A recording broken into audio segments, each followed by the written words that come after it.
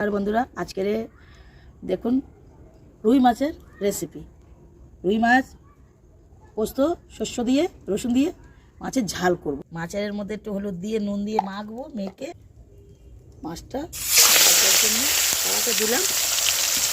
দেখুন বন্ধুরা, শস্য পোস্ত রসুন আর এর সঙ্গে দুটো কাঁচা লঙ্কা দিয়ে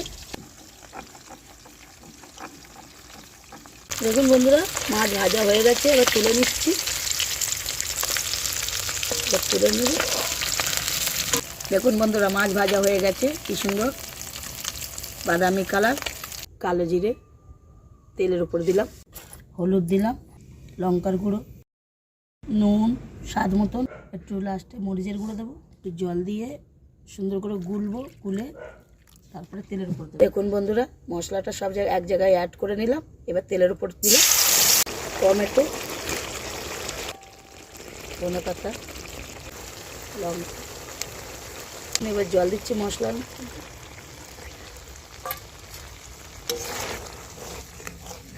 দেখুন মাছটা এবার ঝোলের মধ্যে দিচ্ছি, বেশিক্ষণ ফোটাবো না, তাহলে মাছ ভেঙে যাবে। দেখুন বন্ধুরা রুই মাছের শস্যর পোস্ত দিয়ে ঝাল রেডি হয়ে গেছে। দেখুন আপনারাও এরকমই বানাবেন, যে পদ্ধতি আমি দিয়েছি এরকম আপনারা বানিয়ে খেয়ে দেখুন।